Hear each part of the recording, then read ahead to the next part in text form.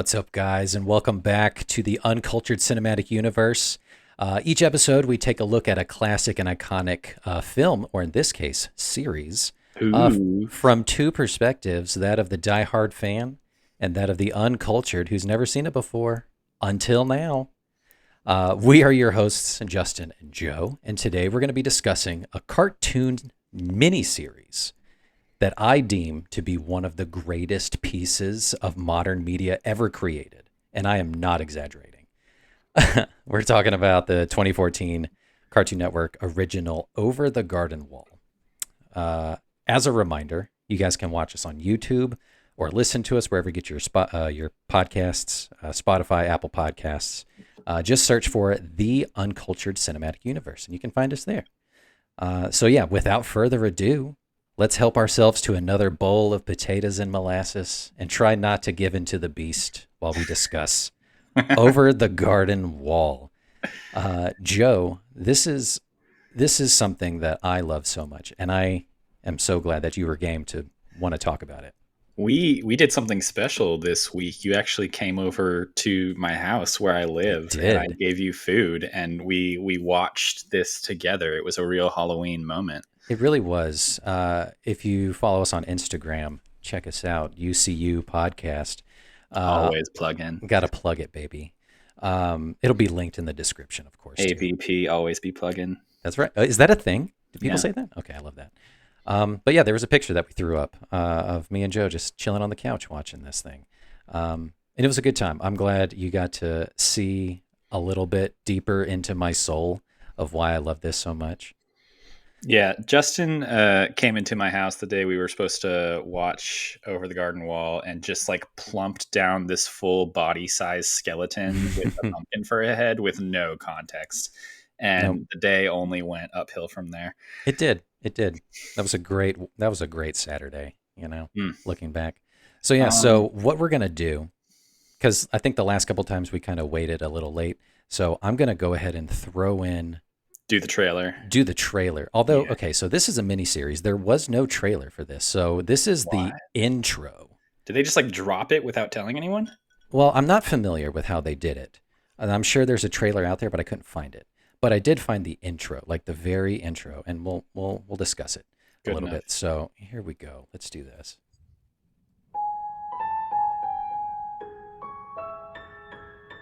It's a great start. Led through the mist by the milk light of moon, all that was lost is revealed. Our long bygone burdens, mere echoes of the spring. But where have we come, and where shall we end? If dreams can't come true, then why not pretend? How the gentle wind beckons through the leaves as autumn colors fall. Somewhere lost in the clouded annals of history lies a place that few have seen. A mysterious place called the Unknown, where long-forgotten stories are revealed to those who travel through the wood. Yeah, so it's for those listeners who are listening and not watching, what it essentially is like this. I always picture like a storybook when I look at it, like from like the 70s or 80s or something, like some old storybook from my childhood or something like that. And it looks like almost like old style animation of like cut out characters moving against like a really still, but like really well like painted background. Yeah, it's super folksy. There's like someone who sounds like Leonard Cohen kind of narrating the whole thing. It's great. Yeah. So that voice in the opening song, and he does a couple other ones, is this like American classic performing artist from the 50s and 60s, and he did some stuff later. Jack Jones. I don't know if you're familiar with him. Okay. I'd never heard of him before other than this, but earlier this year, we were at home hanging out with our, new baby daughter with just TV on in the background, and we're watching old game show network television or whatever, and it's old, like from the 60s and stuff, Password and other stuff like that, where they had, celebrities come on and be guests. And Jack Jones was one of them. And I was like, that guy sounds familiar, and that name, and then it's the connection. It's very cool. Wow. Yeah, he's this prolific singer. Very cool. But yeah, the intro, Joe, I'm sure you've noticed now that you've watched it. Each of those like little vignettes that pops up is like a snapshot into kind of what's going on in each episode.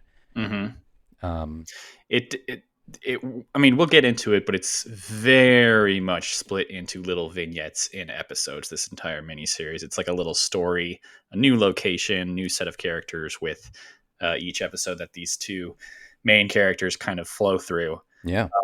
But yeah, it is kind of a cool mashup at the beginning, because you're like, does this take place in the forest? Does it take place on a farm? Does it take place in a haunted mansion? Like, what's actually happening here? Yeah, it's like, what am I even looking at? And as soon as you finish, I highly recommend going back and watching that intro again, because you're like, oh, that's from that one, and that's from that spot. Very cool stuff. But yeah, so here we go. Let's look through some main stats here. Yeah, so this is Over the Garden Wall. This was a broadcast that originally aired on Cartoon Network the week of November 3rd through the 7th in 2014. So not that far long ago, but what is that, 8 years now? Yeah, it's so the headquarters for Cartoon Network are here in Atlanta, and they were across the street from where I went to school. So like every day I would walk by it, and it was usually like Adventure Time and stuff, kind of their mainstays. And then that fall of 2014, it was this weird looking poster that just had these two kids on it. You that was saw like it? Over the garden wall. You saw it in yeah, real life? Oh my I remember God. seeing this poster up. It's like this massive, like 2-story tall advertisement that they have. I never saw the episodes. I love that. But I was like, ooh, that looks spooky. Yeah, very cool. It was perfect for the time of year, November. This is perfectly encapsulates the autumnal spirit, the Halloween vibes. This really is Autumn, the miniseries. It really is, yeah. So this was created by Patrick McHale. Joe, do you know Patrick McHale? If I just name drop that name. No, but I did do a little digging, and I know his connection to Adventure Time. Yeah. He worked with Pendleton Ward on developing Adventure Time and stayed on for a couple seasons at the beginning. But yeah, he was the main writer and storyboard artist for another Cartoon Network series called The Marvelous Misadventures of Captain Flapjack. If you watch, I missed that one. Yeah, if you watch Over the Garden Wall on Hulu, that's one of the recommended shows that pops up like as soon as it's done. It's like, you just watch this, you should watch this. Very cool. But yeah, so this obviously, and you touched on it earlier, of big inspiration from like the 1900s artwork and cartoons, colonial folklore, Germanic and Old English folklore. It is just a rich bounty of old kind of storytelling pieces, which is awesome. Yeah, it's very grim fairy tales, but also very American in that way too. It's Americanized for sure. But yeah, it was a 10-episode miniseries that aired that week in that fair autumn week in November back in 2014. And it's 10 episodes. They're roughly like 11, 12 minutes. So all told, Really it's like an long. hour and a half, hour 40, easy in and out. But man, it is fantastic. So before we dig any deeper and talk about other things, Joe, I want to hand over the quote unquote microphone to you. I'm going to give you 2.5 minutes to do your damnedest and give me a plot description of what all takes place in Over the Garden Wall. I will certainly try to give you a 2.5 minute plot description of this 10 episode miniseries. Yeah, it's not that bad. You got it. It's not that hard. So here we go. We got 2.5 minutes on the clock. You can't see it. There it is. Give me time. All right. Are you ready? 3, 2, 1. Let's get started. Okay, we open on a dense forest in an unknown time and location where two half brothers, Wirt and Greg, appear to be lost. Wirt is older, more responsible, and is constantly worrying about things. His younger brother, Greg, is more happy go lucky and quirky, to what some might call an annoying degree, but not me, of course. Over the course of 10 episodes, the two brothers will embark on a series of adventures through these woods, encountering supernatural friends and foes, both quaint and maybe dangerous, and along the way, maybe learn a little more about themselves, Oh, all against the backdrop of a beautiful, beautiful, folksy fall countryside. Their adventure begins when they meet the woodsman, an old man who is obsessed with making lamp oil and who warns them about the beast in the woods who may want to hurt them. The brothers rightfully ignore this abrasive person and continue with their Alice in Wonderland metaphor journey, eventually coming across a sarcastic talking bird named Beatrice, who they befriend and who maybe develops confusing romantic tension with Wirt. And then Greg finds a pet frog that he keeps naming after other characters that they meet throughout the show. The group continues their episodic adventures, which include escaping from a town taken over by a pumpkin skeleton cult that may or may not want to murder them, helping a musical school teacher pay her rent and find love, starting a bar fight, attempting to rob the eccentric owner of her mansion in the middle of the woods that may be haunted, enacting Death on the Mile with a bunch of frogs, befriending a poor maiden who is more than she appears, and having overly hallucinogenic dream sequences. While all this is happening, we come to realize that the beast is real and takes the form of a shadowy creature with antlers who seems to be in some sort of dark versus light soul battle with the woodsman. Wirt and Greg get caught in the middle. Greg is kidnapped by the beast, and in the you got a biggest twist minute. is M. Night Shyamalan's The Village. We find out through flashback that Wirt and Greg are actually from a regular modern town, and that maybe this entire show is them hallucinating while slowly drowning after they fall over a garden wall into a river while being chased by the cops on Halloween because Wirt freaked out over his crush listening to his mixtape. In the end, though, it doesn't really matter what's real or not because all victories are moral ones. Wirt and the woodsman confront the beast and get Greg back when the woodsman blows out a lantern that maybe contains the soul of his deceased daughter. It's a little confusing. Yeah. And we get a slightly terrifying flash of the beast's true mutated form before he's defeated in darkness. Wirt and Greg return to reality as more confident people and more loving and understanding brothers, and the residents of the magical land that definitely isn't Wonderland are all better for their influence, including Beatrice, who is finally able to break the curse on herself and her family and make them all human again with a pair of scissors from a murdered witch. 10 seconds remaining. Joe, Wow. fucking fantastic, my friend. It helped that you wrote it down. It definitely helped that I wrote it down. It's kind of cheating, but I'll let it pass. Because so much happens. But, Making me give the plot description of a miniseries is kind of cheating. I mean, it's no different than a movie, I guess. But you did really well. You did admirably, I will say. But yeah, you nailed it all on the head with classic Joe whimsy that you added to it. Which, I would give a capital W to this series with whimsy because that's what it's full of. It's very whimsical. Yeah. So I want to talk about why we chose this episode and why it's important to me. This is obviously mine. It's spooky season. This one encapsulates what I think of fall. When I think of the Burr months, October, September, November, those are my favorite months of the year. And this captures it perfectly to a T. The music, the colorscape, everything. And yeah, so at the top, I said that this is my absolute favorite piece of media to ever exist. Like, just because it's perfect to me. So did you watch it live? Like, where were you when you first watched it? I didn't watch it live, and I'm kicking myself that I did. But I didn't have cable at the time. Cut the cord back then. It was still relatively new. But I saw the first episode in a bottle. A moment captured in time. Sometime in 2015. So it was like a year after it had premiered. Went over to one of my best friend's house at the times, and he was showing. They were watching it or something. They just watched it. They want to watch it again, and they're like, "We're going to show this first episode. Pay attention, because oh, there's that scene, and oh, there's this scene. It's super cool." They were talking about stuff that I had no idea about. Like, oh, look, it's the woodsman from the beginning or whatever. And I was like, well, I don't even know what you're even talking about. Is this Pokemon? Yeah. What is this television show? It's Cartoon Network. What? But yeah, they were discussing like the elements from the intro that show up in the later episodes and how important it is. And I was like, okay, that's kind of cool. Mm-hmm. So I remember kind of half paying attention to the episode, but never finished it because I had to leave or whatever. But later in 2016, so a year later, finally sat down with that same friend and another one at the time, and we just dove in and like, like we're gonna watch this. We're gonna, turn down all the lights. We're gonna watch it all night. It's gonna be great. And immediately I was hooked into it. Completely engrossed in the story, the visuals, the music. Ate every single bit of it up. Afterwards I was just obsessed with it. I got a hold of a limited release vinyl that has like really cool artwork to it and music, sheet music and stuff attached to it. Super cool. But yeah, I love this so much. I have a tattoo sleeve of it. It's You really do, yeah. it's really fun. People have no idea. A lot of people don't know what it is, but the people that do recognize it are like, "That's awesome." So And who do you have highlighted on your tattoo sleeve? let's see. So I have Greg and Wirt, Mm-hmm. as well as Jason Funderburker, the frog, Burger on there. hanging out right there. They're the main piece at the top. They're walking through, just the unknown or whatever.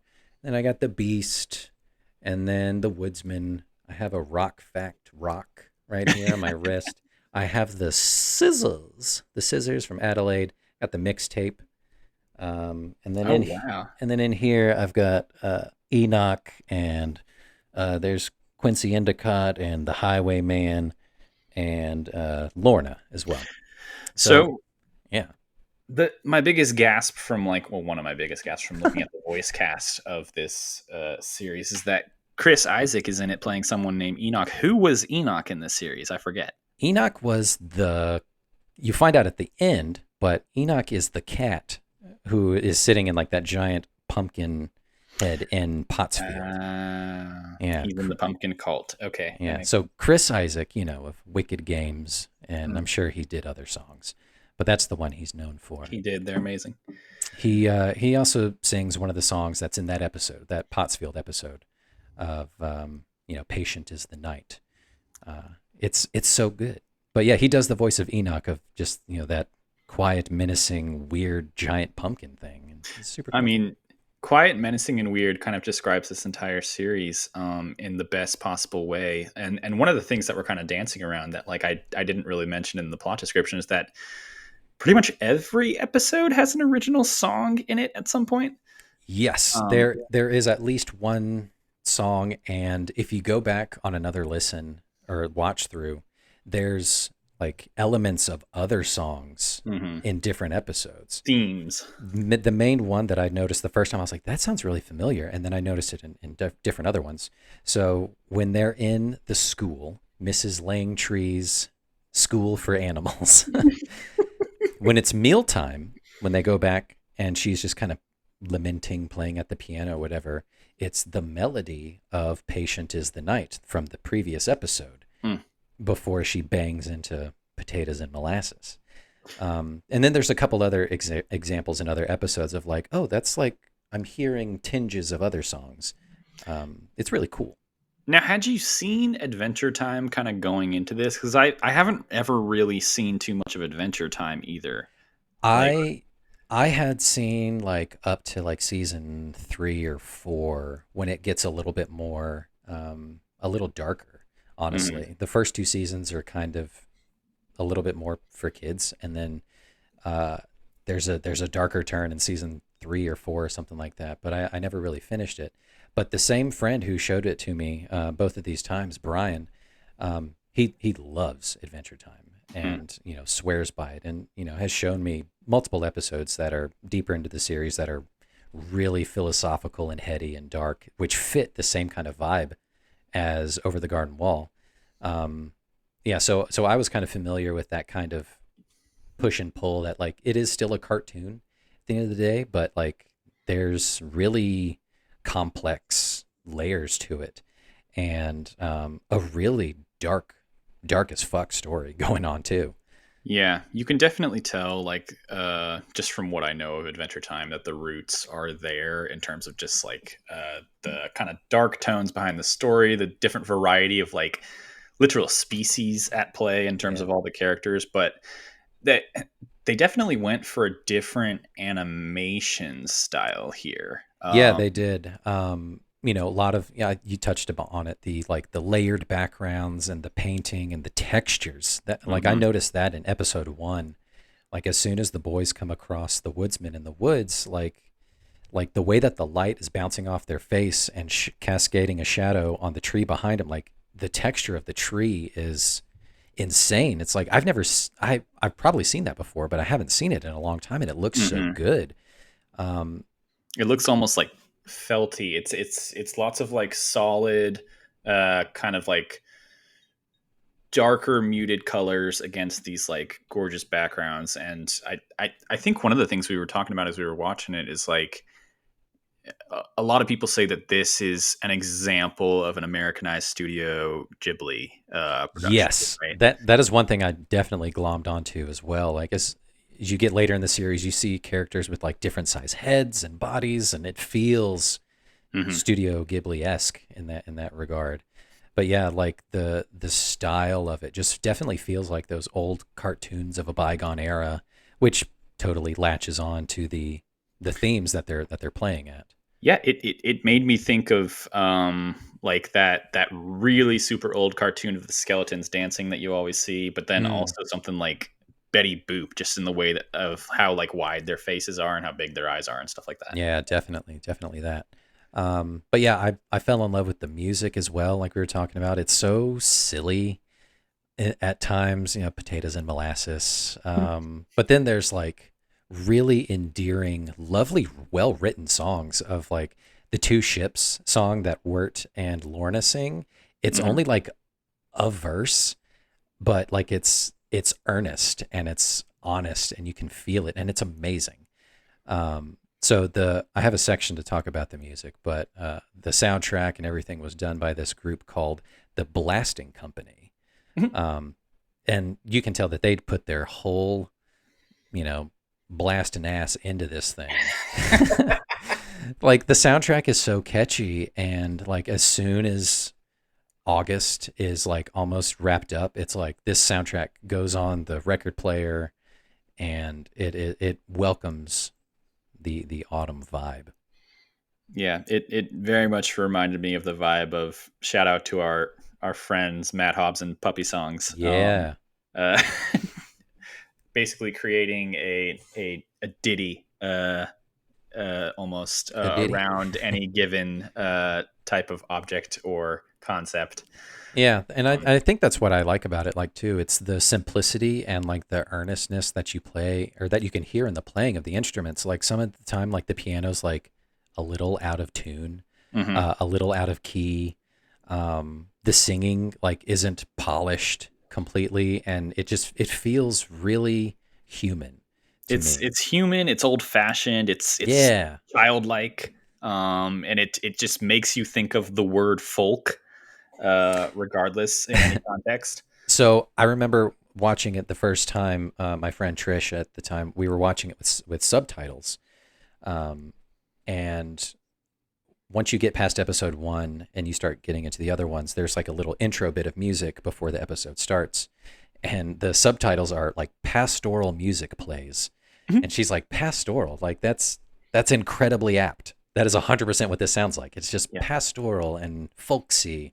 Yes. Um, There's fields of grain that we're going over and stuff. Definitely. Yeah. So let's talk a little bit about the history and production of this. I don't have a ton on this because I didn't want to Just roll out some go to it. facts for Yeah, me. let's just this was based on a short that Patrick McHale released Mhm. in 2013, called Tome of the Unknown Harvest Melody.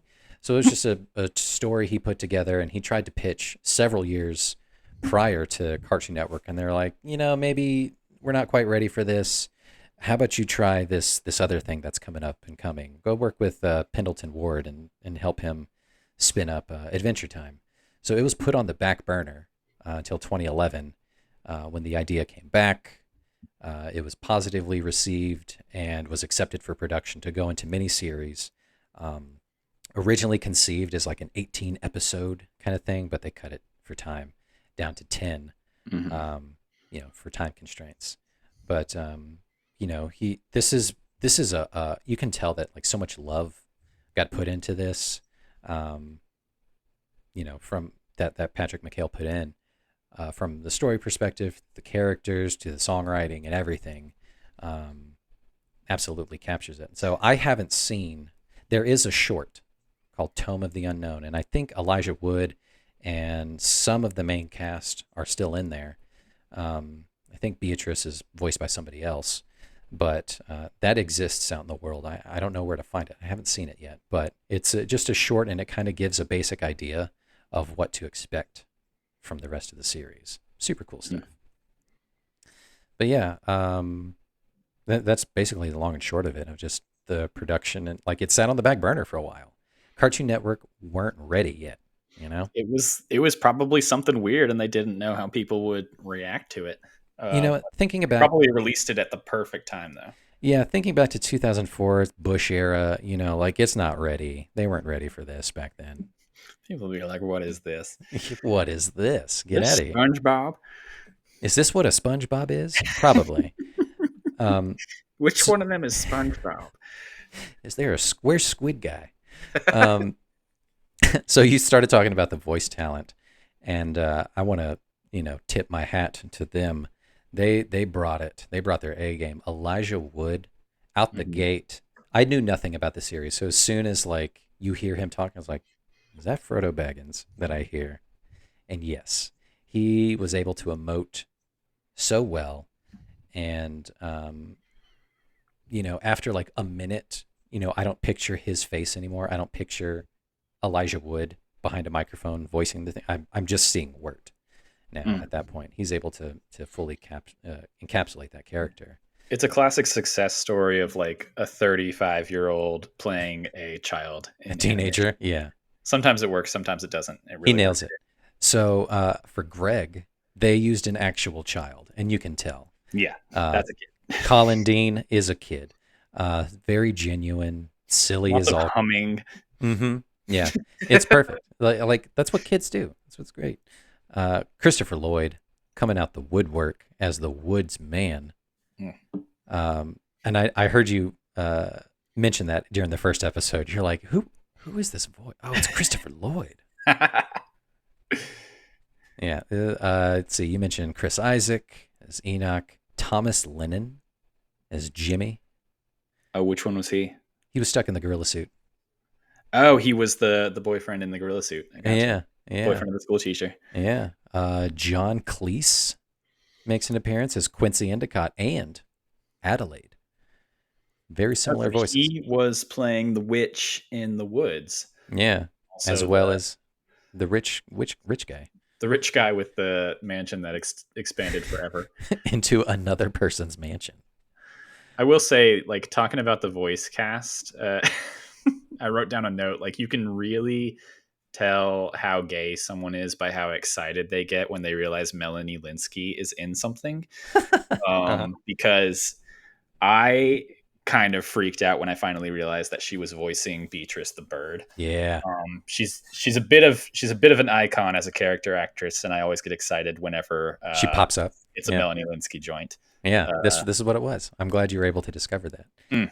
Yes. And then you can add this to your to the Tim Curry watch as well. He shows up as Auntie Whispers. I have a note. He's playing the Auntie, and it's also a Clue reunion. Tim Curry and Christopher Lloyd. Oh yeah, you're right. Oh man, We love to see it. you'll They're love both to see still it. working. But yeah, I remember hearing that voice for the first time. You're like, who is this? Oh, I would not have in a million years thought it was Tim Curry. It's so creepy and weird, and then you're like, oh, I can hear it now. It is horrifying. It's an old British man. Yeah, but the voice cast just brings it and sells the whole thing. I didn't write it down, but the voice of the Beast is like a operatic singer, bass singer guy. Really Makes prolific. sense. But His character is always kind of like vocalizing from the shadows. You never actually see him in yeah, any of this. yeah, it's crazy. But yeah, I wish I wrote down his name, but I never heard of him. So I was like, anyway, I'm gonna keep going.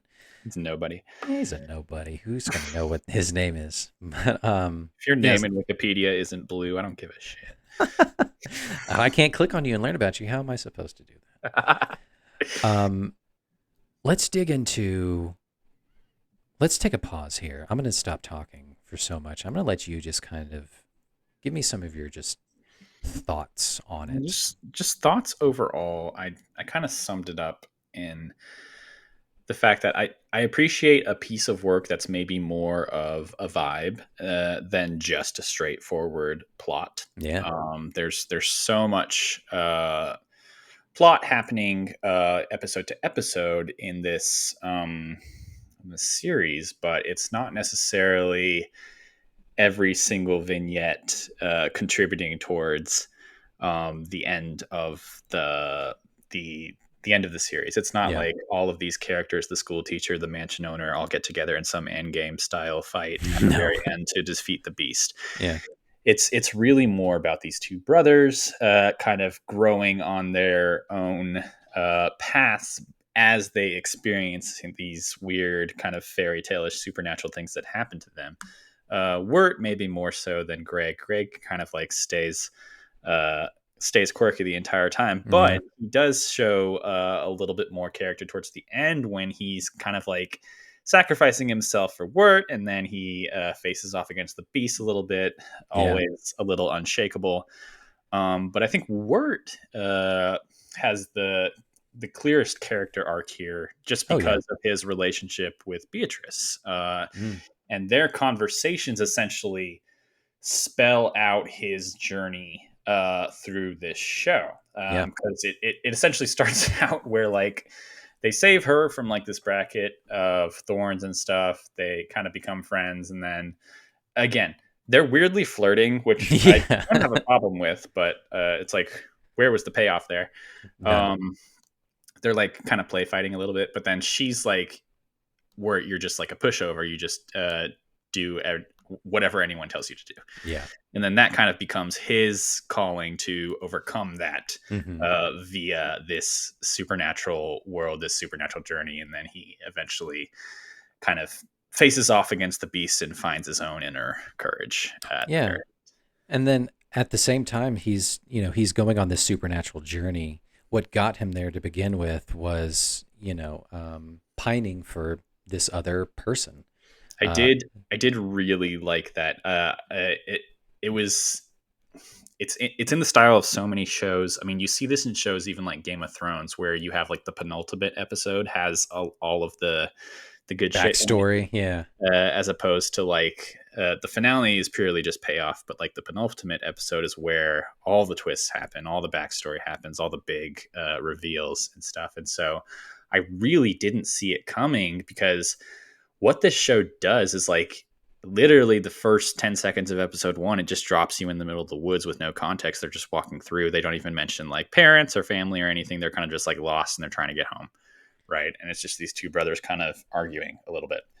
And then over the course of the next like 8 or so episodes, you get lulled into this like weird sense of like timelessness, placelessness, and it's just them experiencing adventures in this place, and you don't even care about them going home because they're just going from one place to the next. Yeah. And so uh, when it kind of just jerks you back a little bit in that second to last episode, and you realize like, oh wait, like this is a street, this is like a small town in America, and they're just trick-or-treating, and we're seeing what happened right before the first episode where they got lost in the woods. It's so cool. Yeah. Like as soon as you jump into the series, you're like, what time period even is this? Because you can't even tell from their clothes, even. Like you don't even realize it's Halloween. You just like, well, It this just guy's, looks like a yeah. folk tale, and they're wearing little like wizard quirky outfits. And then there's like little bits here and there. Like in episode 2, he's poking around one of the houses in Pottsfield.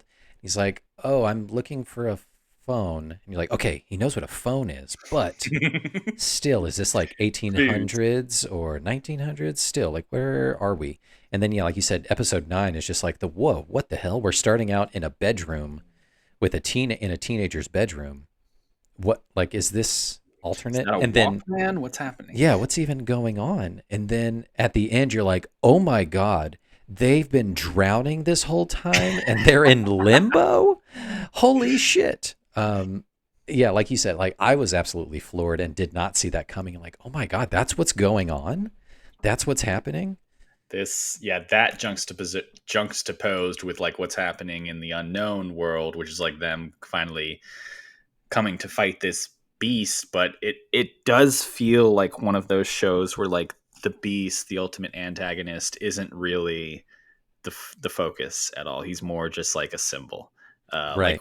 what even is he? Does it even matter that he's been fighting with the woodsman or that he has backstory there? It's more just like a symbol for them to overcome, and I'm sure someone can make like a growing up metaphor here as well once they leave the unknown. There definitely is. So, I wrote down that like this series kind of circles around the idea of liminal space, Mm-hmm. the space between spaces. Ooh, I love that. Technically between, right? Yeah. So it's autumn. It's set in autumn. You know, it's the time between summer and winter, between Oh, like life and death. Wirt is dealing with growing up. He's a teenager. He's growing through adolescence. He's going through it, changing. If you've noticed, a lot of times when they do like night shots and look up at the sky, the moon is in half moon. And Halloween being the where the veil is thinnest between, the otherworldly and our world. So it's about that. you are close reading this episode to hell, and I 100% am, love baby. it. You know it. I also love how they make the clear distinction that they're not brothers, they're half brothers. So there's Mhm. kind of the implication that like Greg is this like newcomer who maybe Wirt didn't really want in his life as much, and he kind of has to warm up to Greg throughout the series as well, even though he's like what, like 6 or something. Yeah, you can totally get the vibe that like Wirt kind of doesn't want anything to do with him, kind of, but like he's forced to Kind of hang just out with him. annoyed by him. Yeah, which I totally get. I totally understand that. Like I've had friends growing up where they had stepbrothers, Hmm. and that's definite stepbrother vibe, that punter kind of vibe, that Jason Newsted from Metallica vibe. Like you're not my real brother. Jason Newsted from Metallica. Explain that to me. So did you? This is a tangent, but Take me there. VH1 used to do this series called Behind the Music, and Metallica had an episode, and they were talking about so in the early '80s, Metallica had a bassist previous. Cliff Burton was his name. He was a badass. He was Hmm. on their first few albums. They were on a tour in Europe in the early '80s, and the tour bus crashed, and Cliff Burton died. Oh no. And they had to replace the bassist of Metallica, who was this wildly successful band. Like they just released Master of Puppets and all this kind of stuff. They were kicking ass. And then they Stranger Things was just happening. Yeah. just happening, upside down. So they replaced him with Jason Newsted, who was a great bassist from this other band, and but he never really fit and meshed, and there was like constant, like infighting between the band, and kind of like they treated him as the other in a sense, and he eventually left the band because he was Mm. tired of getting sidelined and pushed around and all that kind of stuff. I'm kind of Um, sad that that didn't work out. I know, but he's still doing things. Jason Newsted, he was from this band called Flotsam and Jetsam, which is pretty cool for those of you who love Little Mermaid. But anyway, okay, that's a really good segue to talk about the music. So I already talked about Jack Jones. He had his hits in the '60s, '50s, '60s, '70s. I got him here. Lollipops and Roses, Wives and Lovers is another one, and he also did the Love Boat theme. That's Jack Jones singing the Love Okay. Boat. Yeah, So he's kind of like a deep voice crooner. Yeah. he's a guy. But yeah, so I was talking about the Blasting Company. They are this American nouveau folk band based out of L.A. That is exactly how I would describe this show. Is 100%. Yeah, it's that perfect blend of the pastoral, folky, Americana. Yeah. PG Absolutely. rated The Witch. Yes, it is. It really is. You're right. They carry the way that they're able to, just carry the weight from scene to scene, from episode to episode seamlessly by way of soundtrack is masterful. The little It- songs, the little ditties you talked about are just remarkable. They're great. Well, I mean, one of the central ditties that we kind of focused on was Potatoes and Molasses, Mm. which of course happens in episode 3, I believe, when they Yep. visit the School. the school in the middle of the woods with the human teacher and the animal children. For some reason. And then that's what kind of inspired this week's cocktail Of the choice. week. Yeah. Tell us about it, Justin. So I made essentially this is a White Russian, but it's a take on it. Potatoes and molasses. There is literal molasses in here. Molasses simple syrup I made. Kahlua vodka, which comes from potatoes. And Oh wow, yeah, there you go. and oat milk. And this is potatoes and molasses. Right here. I'll make a recipe post, and so you guys can try it too. It tastes really good. It tastes real good. You're gonna make a recipe for a White Russian. Yeah. You floated the idea of a potatoes and molasses cocktail, and I realized that I had literally zero of the ingredients. Right before this episode, I put together an Aperol spritz, and that's what I've been sipping on, and I'm calling it the North Wind. Ooh, the old North Wind. Yes, after Greg's little dream episode where he visits the Cloud People and has to fight the North Wind. It's so cool. So is that treating you nice? Yeah. I'm actually really surprised because I'm not usually the one in the household who like mixes the cocktails. Like my signature cocktail is a bunch of gin and then some ginger ale, and I call it a day. I love it. But I Googled at the last second how to make an Aperol spritz, and I had all of the materials, and it came together nicely. I don't have an orange, a slice of orange on hand. I wish I had that because that's what gives it kind of that bitter tang. But it's doing it for me. Yeah. I just knew like I had to do something with potatoes and molasses, and I scoured the internet for any kind of recipe and found something, White Russian made with molasses simple syrup. Yeah, I'll throw it in there. We'll throw both of our recipes in there for the old North Wind and potatoes and molasses cocktails. So one last bit about the music. So do you recall in the penultimate episode 9, when they go to the Halloween party at someone's house? Right. There's like techno music playing in the background. That was also done by the Blasting Company, but they did like a in-universe band called Tiny Star. And they even went so far to release an EP as the band Tiny Star in the universe of Over the Garden Wall. Did it look like did they have like Over the Garden Wall on it, or did they literally just release an EP as Tiny Star? They released an EP as Tiny Star, like synth pop, dream pop kind of music, as just being in that world of, I guess it's like 80s is the time period that they're in. Super cool.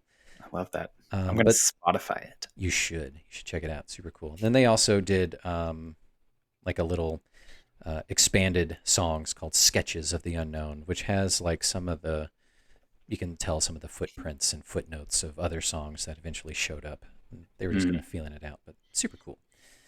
But yeah, I want to talk about my favorite episode. And I remember just before this episode started up, I was like, Joe, you're about to watch my favorite episode. You pointed it out, and after I watched it, I completely realized, I was like, this is so Justin for this type of story. Yes. Episode 7. Unexpected. There's lots of like twists, mystery, but also true kind of terror in that episode. So get into it. Episode 7, The Ringing of the Bell.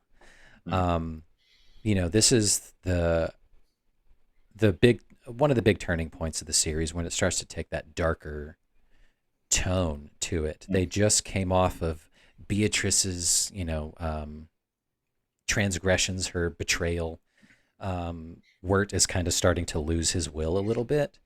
So Beatrice they find to sell them to a witch, kind of. Yeah. He's like, all right, fuck that. I'm not trusting anybody. So they find refuge in this little house where Lorna is there, and she's just doing chores. But yeah, like then you eventually find out like she's really the evil one, and it's not this weird looking old lady, Auntie Whispers, which is a creepy name. Right? And just her dialogue, Auntie Whispers' dialogue is so off-putting, but so cool. the sorting of the bones, and no one will be hastily gobbled up. She kind of talks like this, Yeah, Yeah. very creepy, super creepy. And the song that Wirt and Lorna sing, I talked about this earlier. Like, that's one of my favorite songs in the whole series. It's so perfect. It's short and sweet, and it encapsulates everything of just being honest and genuine and sweet, and it feels like that young adolescent love kind of thing of like, we just met each other. Are we super into each other? We feeling each other? Hey, there's Fitz the cat. What are you doing, Dave? Sorry. There's a cat. My cat is on my desk with me. Yeah, Lorna, voiced by Shannon Sossaman, or however you say it. Sauceman, yeah. Sossaman. Mm-hmm. Yeah. Very for her. cool. Love that episode. It's just the wickedness incarnate is so genuinely terrifying. Like you said, I like sometimes dread seeing that episode, but I'm also so excited because I love it so much. But it's so scary. It's just an episode filled with like 3 or 4 different twists in like a 10-minute time frame, because like they get to the house and then they realize that the house isn't what it seems, because this like kind of peasant girl is cleaning it, but then she warns them to go hide because Auntie Whispers is coming back, and then they rescue her from Auntie Whispers, but then they realize that like she's kind of the one that's been haunted this entire time, and she's kind of possessed, and the demon kind of attacks them a little bit, and they have to kind of exorcise it from her. And then one of the more unexpected bits is that like she goes back to Auntie Whispers and like post exorcism, because like there's like a genuine caring relationship there that you didn't even realize the whole time, because we were prejudiced against Auntie Whispers because of her looks, because she looks creepy as hell. Don't judge a book by their creepy cover, you guys. But they're perfectly happy to stay together and just take care of each other, and then we move on. There's so much conflict and then resolution and then moving on in each episode. And I think it's going to take a few more rewatches for me, but one of the things I was looking for in this show towards the end that I didn't really get is almost because like I am kind of trained to expect some sort of end game level, everyone comes together at the very end and then we all use our own special powers to defeat the thing. But it really wasn't about that. It's really about like these 2 kids and their influence on these little windows of this world as they pass through it. It's super cool. I highly recommend a rewatch and another rewatch. But like, especially if you go back and you pay attention to the intro that we played, there's a great shot of Lorna. You can see she's in there and she is literally sorting tons of bones in there, and it's horrifying, but it's super great. It's such a great shot. But yeah, the last episode just perfectly wraps everything up. Tears and tears nonstop. I remember just being inconsolable the first time I watched it. I was like, oh my God, they're drowning this whole time. And Greg died, the one that he, was indifferent to, and now he's dead, but he's not. And then you revisit, across the unknown, and, the woodsman gets his daughter back, and it's super great. It's amazing. Yeah. One of the more plotty elements, like when there's actually is like a plot, is that like it's kind of implied that like a lot of the trees are trapped souls of people who were lost in this world, and once the beast is defeated, they're kind of let go a little bit, and like the trees are what the woodsman is harvesting a little bit to get the oil for his lamp. Am I getting that right? Yeah. So there's specific trees, the Edelwood trees. Edelwood. So Edel is it means noble in German, Dutch, and Norwegian to some degree.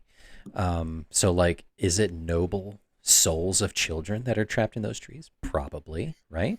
Because the woodsman mentions to the boys when he first sees them, he's like, what are you doing in these woods? The woods are no place for children, implying that, children shouldn't be dying if this is like this in-between limbo world. So like, there's already that heavy implication of like the tragedy of like children almost dying, right? Um, and then obviously there's like some machinations between the woodsman and the beast where he says like his daughter's spirit is trapped in the lantern, which is why he has to keep feeding it oil, but she's really not. It's just trickery from the beast. Just crazy stuff. Crazy stuff like that. But yeah, I wanted to start talking about that, like some of the theories and like what even is the unknown, Joe? What the fuck is going on? Well, it feels very purgatory-ish that they kind of dipped a toe into. If you want to like read it on a surface level, like yeah, they're hallucinating this while they're drowning in a pond somewhere, and this is kind of like a way for them to work through their unfinished business before they move on. But then, as is the case with many stories like this, they choose to go back instead of moving on and stuff, or they get through it, and they kind of they go back into the human world as better children. Yes, they done good They respect their afterwards. elders. Yeah, because you see at the end, Greg is, or not Greg, but Wirt is a little more self-assured, and he's able to say, "Yes, Sarah, let's hang out. Let's listen to this tape that I made of you of me reading poetry and clarinet. Yeah, Because I'm into you. I almost died. I'm not gonna lose you." it like taking it further though, it really did remind me of a lot of like level based media. Like I told you, like as we were watching this, like there's theories that it's like an allegory for like Dante's Inferno and stuff, Yes, going through different baby. levels of hell. And then I also told you that it reminded me of the movie Snowpiercer, which you Yeah, said you hadn't talk seen. about that. So Snowpiercer is a movie by Bong Joon-ho. It came out in like 2013-ish. So Bong Joon-ho, the guy who did like Parasite and the Host and Hmm. stuff.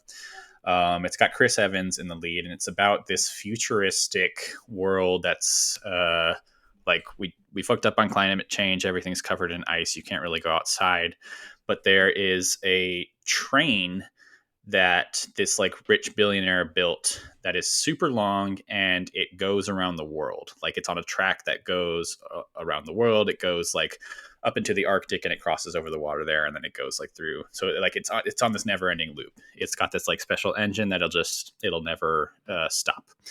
And so all of humanity is like on this train now that's really enclosed. And the way that it works is like it's it's built out into classes based on the car that you're in.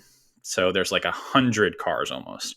Sure. And so the head of the train is like first class people. It's like the upper echelons of society, upper class people. And then the back of the train is like poor, dirty, horrible living and stuff. And so Chris Evans, the basic plot is that he kind of leads a revolution from the back of the train up to the front, and it's a lot like this in that like every new car that they enter, even though it's like literally a train, so it's like small, but it feels almost like a new world that they have to get through. That's cool. Like there's one car that's like literally just like a school with like a creepy teacher and a bunch of kids and stuff.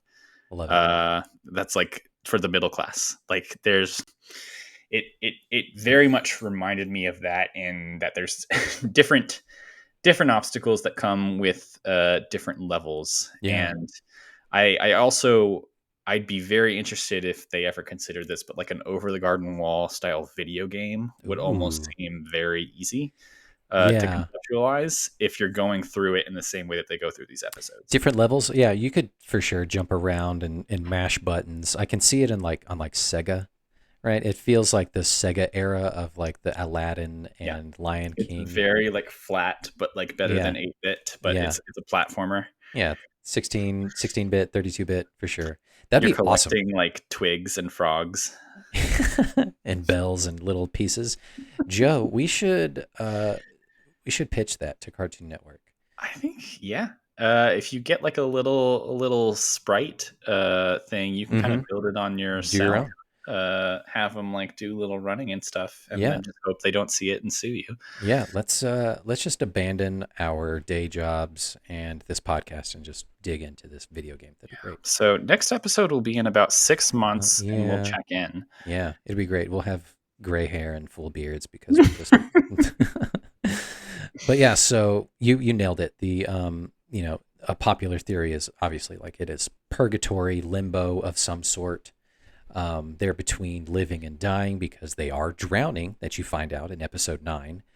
And they have to overcome, like you said, their unfinished business or determine, like, do they want to stay and give in to the beast, which is death, right? And turn into a tree and just die, or go back with lessons learned that you find along the way.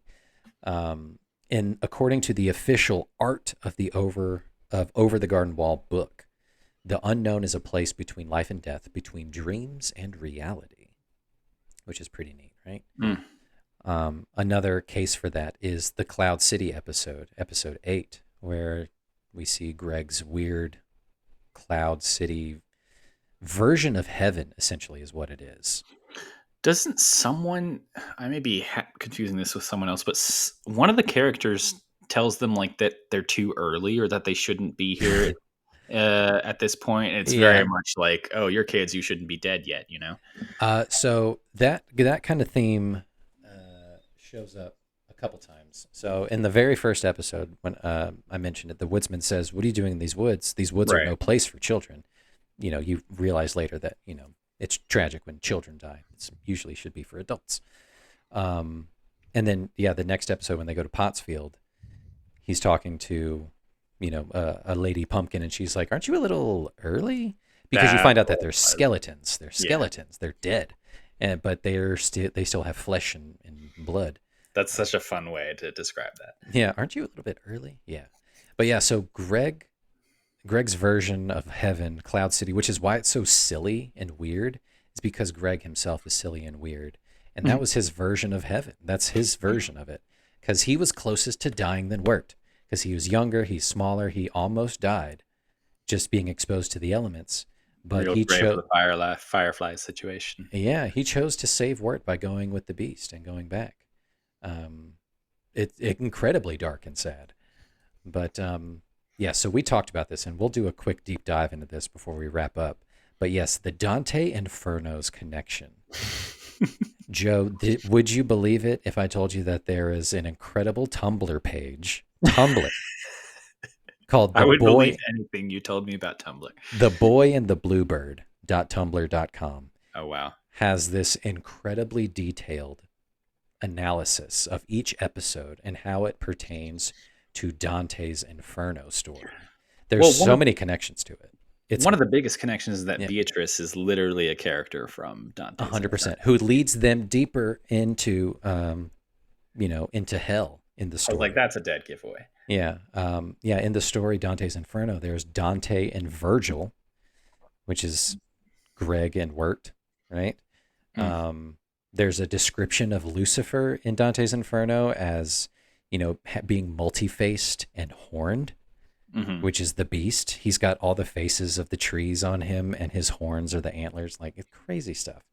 I'm going to run through some of each episode and how it pertains to each level of hell. Oh, hell yeah. Give it to me. It's so cool. All right. So the first episode, the entrance to the gates of hell, right? And the old grist mill, they both start in a forest. It's not technically a layer of hell yet, but it's the entrance. So weird stuff is kind of circling the entrance there. Dante is attacked by a wolf. Greg is attacked by the dog who swallowed the turtle, who is kind of wolf-esque, right? Super cool. Second layer is Limbo. Episode 2, Hard Times at the Huskin Bee. This is the actual first level of hell. The denizens of this level are actually waiting for something, like essentially salvation in a way. But they've waited so long, they've withered to skeletons. And then there's a connection between like Enoch and King Minos in there, who's the judge of the damned. And they're both described as they both are like giant immortal creatures that are kind of serpentine-like. It's super crazy, right? As soon as I got to this point, I was like, oh, fuck, this is 100% accurate. You're like, I am in. Yeah, so there's like Lust and Schooltown Follies with Miss Langtree. She's a lustful sinner, obviously. Songs of the Dark Lantern is Gluttony. Like, that's when Greg is like eating a lot of food and not getting full. That's the tavern one. Yeah. Yeah. Greed is Mad Love is the next episode with Quincy Endicott. Obviously, it's greed. He just keeps expanding on his mansion, can't stop Yeah. building. Yeah, his one of my favorite quotes is that he says in there is the "Let us retire to the parlor and enjoy my excessive and unnecessary amount of wealth and luxury." And they're trying the entire episode. They're trying to steal like 2 pennies from him, and they can't do it. Which is again another connection to Dante's Yeah, Inferno. 2 cents to take the ferry across the river Styx. the Chiron Yeah, fairy. yeah. Anger is the next level is the lullaby in Frogland when they're on the ferry.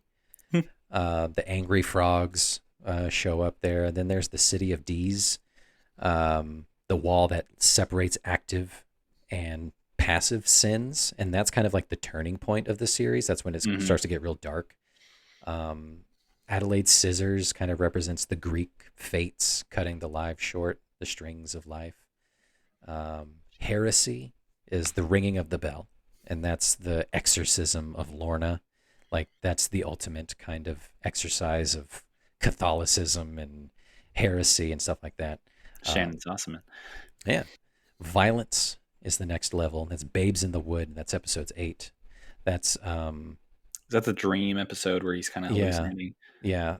So there's a part in this level of hell called the Wood of Suicides. Like fucking rad, right?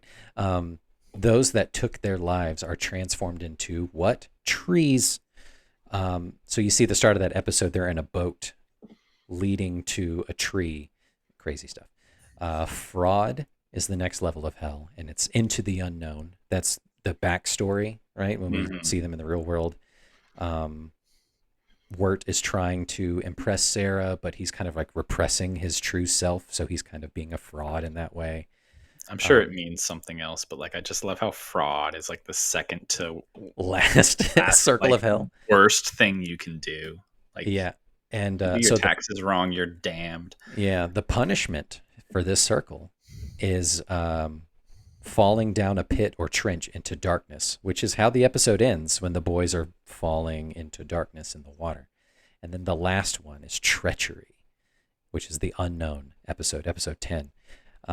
This is the deepest inner circle of hell. It's depicted in Inferno as cold, barren wasteland. This is where Lucifer or the beast resides. And those that are punished here are frozen forever, looking upward into the world, turning into an Edelwood tree, essentially. Crazy stuff. So I want to go back and read Dante's Inferno because it's required reading at this point. I read it in college, and I was kind of scared. I read like all 3 of them because it's like he does like hell, then purgatory, then heaven as they kind of go through it. And I was so surprised. Like, first of all, it's like an easy read. It's really cool. Really? Him going through all of this, but then also again, I was like, this could just so easily be adapted into some sort of like really dense, well-storied video game. Yeah. Just because the levels are so clear and there's like a built-in final boss almost. Yeah. But yeah, would recommend. It's actually a really cool read. Yeah. It's so like reading through that, like I can't recommend that blog article Tumblr enough. It was really cool and enlightening. theboyandthebluebird.tumblr.com. Go check it out. It's super cool. I got to cite my source. But yeah, that's basically all the things I really wanted to talk about and get into. Joe, give me some of your other thoughts and insights, closing arguments here for Over the Garden Wall. Just closing thoughts. I'm excited to kind of add Over the Garden Wall to the collection of like children's quote unquote animated television that you can watch and enjoy and like really think deeply about as an adult, which honestly is most children's animated television. It is 100%. You're right. It's all pretty great. The Bluey show is very popular these days, I know. Yep. But it really made me think of other shows like Avatar: The Last Airbender obviously was made for kids, but it's like has an extensive lore to it, extensive backstory, very much like episodic storytelling with stories going across one season. And then also An even closer comparison was Gravity Falls. Yeah. So I don't know if you've seen much of that, I but haven't. oh, okay. That is my one recommendation coming out of this: is you got to watch Gravity Falls now. So Great. Gravity Falls is almost like the Disney counterpart to this. So Okay. this being Over the Garden Wall was on Cartoon Network. So Over the Garden Wall kind of came out of Adventure Time, you could say, Yeah. in terms of like creators moving from one place to another. Gravity Falls came out of the Rick and Morty world, or Okay. one came Vice from versa. Yeah. a lot of creators kind of mixing in that Yeah. world. Obviously, Gravity Falls is more for kids, but like so fucking smart in terms of like the humor that they have at play, like Arrested Development style long term Okay. jokes in place, Okay. Yeah. and also like it is season long. It's only 2 seasons. Oh, okay. And it takes place in like this random town in the Pacific Northwest with these two kids, and it's like a story across all 2 seasons that builds. It's not just like each episode is its own thing. Anyway, um, similar-ish animation style, although a little bit more, definitely a little more wacky Mm-hmm. and vibrant. This one, Over the Garden Wall, is a little bit more subdued, I would Yeah. say. So if Over the Garden Wall is folk, Gravity Falls is more like pop ish. Okay. All right. Still very much the same vibe. I I would love that. definitely recommend. I've seen like posts on the internet of like comparing the two, and you have sold me. So thank you. Mm, I yeah. So before we get into the end games, I wanted to hit you with just like a couple trivia Easter eggs. Go back and watch that intro bit for before the Mhm. first episode, and you'll get a lot of, tasty Easter eggy things in there. Looking through each episode or level, right? Um, so there's some significance of the black turtles that you can see throughout that pepper themselves throughout the Right. episodes. Okay. That's somehow like a connection to the beast in some way. You can see some characters like pick it up and throw it away to like get away from. They understand that it's evil. Again, like Studio Ghibli influence, like A hundred it's percent. something black and muddy and slimy, and when you eat it, it turns you bad. Yeah, definitely, definitely. What is that one that you're It's referencing? Spirited Away. Spirited Away. Yep. Pottsfield. Here's a good one. I love this one. Pottsfield from episode 2, Hard Times at the Huscombe. Pottsfield is a reference to a potter's field from the colonial times. This is Okay. a place where unidentified and poor people were buried.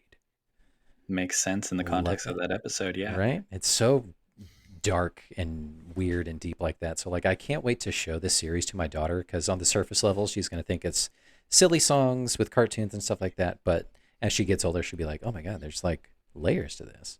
Oh Super my cool. god. So, Y'all are Joe, too cute. so cute. So here we are at the end games. So I was trying to think of something clever. And I was trying to come up with something like, are you smarter than a fifth grader? Are you smarter than Greg? Who beat the beast? So I was going to call this game Beat the Beast and Beat the give Beast. Beat the Beast and kind of With your give you host, Michael Caine. Michael Caine. Beat the Beast. Welcome back. It's fantastic. It was going to be kind of like colonial style riddles. Oh know, god. Kind of like what the Beast gives Greg, right?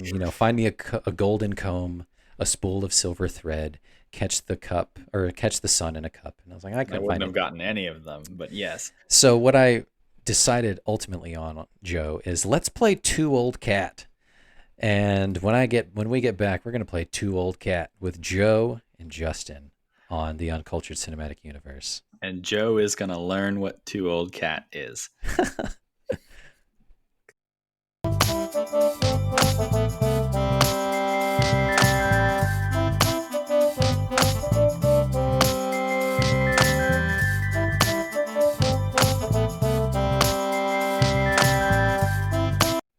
All right, welcome back. We're going to play Two Old Cat featuring Joe as our guest. So, Two Old Cat is a reference. When they go to the school, Greg is hanging out with the animals outside the school. And he's like, "Do you guys know how to play Two Old Cat?" Let's go get these two old Oh, cats. oh my God, I completely forgot. And then they grab the two old cats from the Like, from wait, the no, gra- that cat's too old. Uh, and you hear it again in episode 9 before they enter the house party. There's a Yeah. guy out front talking to somebody else, and it's a throwaway line. And he's like, "Yeah, there's plenty other games of baseball that you can play. You can play one old cat, two old cat." So like hilarious. So what we're gonna do, Joe? We're gonna play two old cat. Okay. Who's the older famous Catherine? Oh Are you my ready? God. So you're gonna give me two Catherines, and I have to guess the older. Who's older? Okay. All right. Playing two old cat. Here you go. Level 1. I'm gonna rock this. Kat Von D, the famous tattoo artist, Okay. or Kat Dennings, the actress. Who's Oh, older? shit. I'm gonna say Kat Von D because I know Kat Dennings is like mid 30s. You would be correct. Kat Von D, born in 82. Kat Dennings, 86. Okay, that's already very close, and I hope it gets easier from here. It doesn't. Here we go. Kathy Bates Okay. or Catherine O'Hara. Ooh. Oh, you're a bastard. I am gonna say Kathy Bates. You would be correct. Born in Ha! 1948. Catherine O'Hara, 1954. All right. Next, Joe, we have Catherine, Princess of Wales, or Catherine Heigl. Catherine, Princess of Wales, like William and Kate. Catherine. Yes. Yep. Okay. Yep. I was like thinking like Henry VIII's wives. And I was No, like, no, what? no. Okay. I am gonna say Catherine Heigl. I think she's probably about 5 years older. You'd be correct. I told you I'm Catherine, on this. Princess Catherine, born in 1982. Catherine Heigl, 1978. So only 4 years difference there. Oh wow. Okay. Last one here of the famous Catherines, and then I got a couple bonus ones for you. Catherine Zeta-Jones Okay. or Catherine Tate? Catherine Tate. Catherine Tate from Doctor Who, The Office. Oh, okay. Okay. I got you. Ooh. Okay. So you want to think Catherine Zeta-Jones because she's married to Michael Douglas, but he's like secretly 20 years older than her. Yeah, it's not a secret. I'm gonna say Catherine Tate. You would be correct. 1968. Catherine Zeta-Jones, 1969. Oh my God, Joe, really? you went 4 for 4 there. She looks amazing. You went 4 for 4. Well done. Lee's My last two. bread and butter, Justin. I know it is. Okay, last two. Here we go. Who was the oldest when they died? We got famous cats, Lil Bub or Grumpy Cat. I just had to like code switch so many things in my mind. So now we're talking about actual cats. Actual famous Now we're cats. talking about their death age. Okay, give was them to older? me again. Who was oldest when they died? Lil Bub or Aw. Grumpy Cat? Oh, I think Lil Bub died more recently, so I'm gonna say Lil Bub. You'd be correct. Lil Bub was 8. Grumpy Cat was 7. Oh my God, he was. They were He babies. or she was only 7. I don't They know. were babies. Yeah. So, all right, you went 5 for 5 there. 1, 2, 3, 4, 5. Last one, Joe. Can he make a clean sweep? You're gonna have to send me a trophy after this. I'm gonna. It's gonna be a cat shaped. Which famous cartoon cat was created first? Garfield or Heathcliff? Oh shit! See, the issue here is I don't really know who Heathcliff is. Okay. Is that like a Marmaduke type character? Sort of. It's like is it like a comic strip character? Mm-hmm. Same Okay. with Garfield. Garfield was a comic strip character as well. I'm gonna use the fact that I don't know who Heathcliff is, and I definitely know who Garfield is, and I'm gonna say Heathcliff was created first. You would be correct, Joe. 6 for 6. 6 for 6, baby. Ah, wow. Okay, Heathcliff. Back to back. Heathcliff created 1973, Garfield 1978. Beat him to the punch 5 years. But Garfield is the prolific cat. You're right. Garfield's been around for a while then. Wow. Yeah. But Joe, thank you for playing Two Old Cat. A clear 100%. 6 for 6. Wow. Next time we play Two Old Cat, We'll see if you can do it again. Please make this a recurring bit. 2 old cat. Next time we'll play 1 old cat and see how it does. Great. So that's been it. That is Over the Garden Wall. Joe, thanks for indulging me to talk about this episode that I love so much, or this series that I love so much. Justin, I feel like this was a piece of your soul, and I see so much of you in this series and vice versa. So thank you for sharing it with me. And I feel like I have a deeper understanding of you as a friend and as a person now. Yeah, I love it. Then that's what we're about. If that's not why we're doing this podcast, then why are we even doing it? We're building bridges. That's what we're doing. So cool. So check us out again on YouTube or Spotify, Apple Podcasts, or wherever you get your podcasts. Search the Uncultured Cinematic Universe, and we will catch you in 2 more weeks when we do more spooky things. We're going to be talking about Trick or Treat next.